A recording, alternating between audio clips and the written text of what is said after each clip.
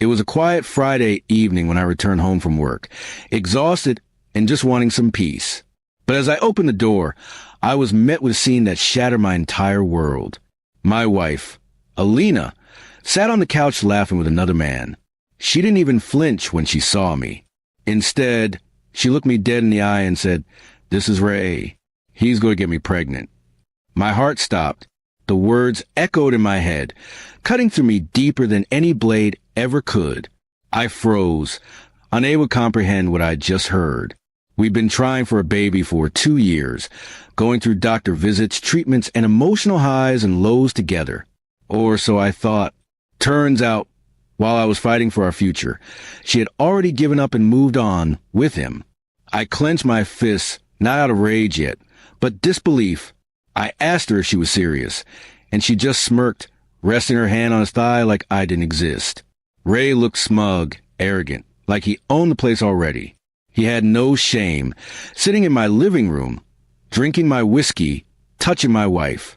Alina stood up and said she was tired of waiting, tired of pretending, and tired of me.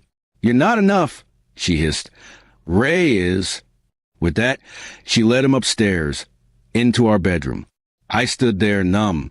Everything we built, everything I sacrificed for, meant nothing to her. I didn't cry. I didn't scream. I just stood in silence and planned. That night, I didn't sleep. I sat in my truck outside the house for hours, staring at the light in our bedroom, thinking. I wanted to burn the house down. I wanted to storm in and destroy everything. But no, revenge needed to be smarter, deeper, permanent. So I called my lawyer friend Nate and told him everything. I asked him to be ready the next morning. I had a plan, and it started at dawn. By morning, I was back in the house before they woke. I cooked breakfast like nothing had happened. When they finally came down, I acted calm, polite. I told Alina I'd support her choice and give her what she wanted, a new start. She raised her eyebrows, suspicious, but didn't say anything. Ray just grinned like he'd won. But they had no idea that the bank accounts had already been emptied into a new account in my name.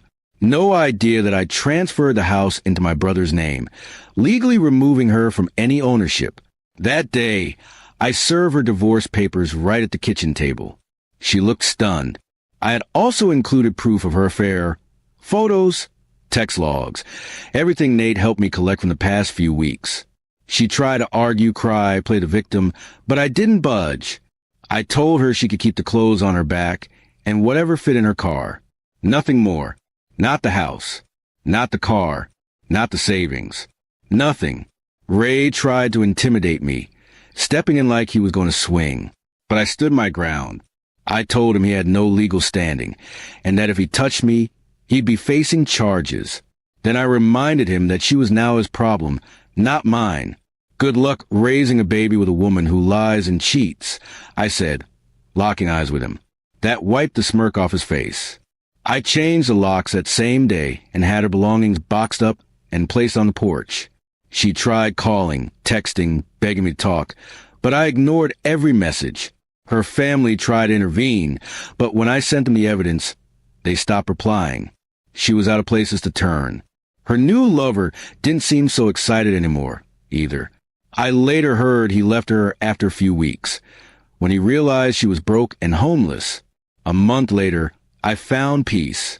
The divorce finalized quickly because she had no leverage. I kept everything.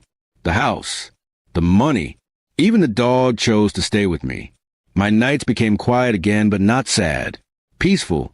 I started rebuilding, going to the gym, spending time with friends I had distanced myself from. I got back into painting, something I hadn't done in years. Then, about 3 months after she left, I received a letter. It was from Alina.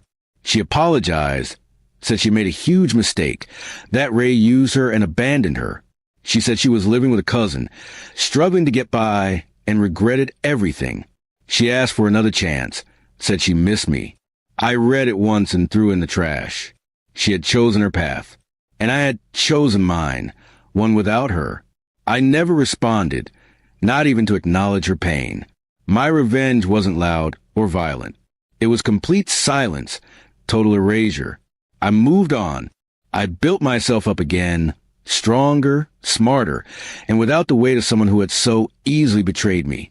That was the true revenge, living well while she lived with regret.